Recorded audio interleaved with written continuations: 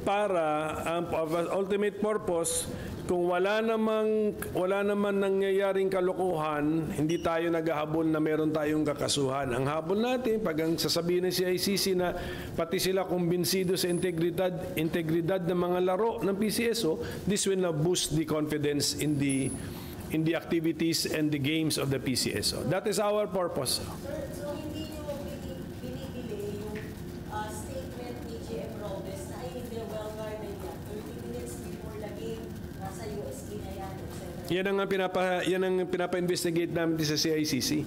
Na yung gano'n, sa pag-describe ng sistema, wala bang vulnerability, wala bang gap doon, may mga gap sa time yan na pwede bang masingitan ng winner. Yan ang challenge natin sa CICC.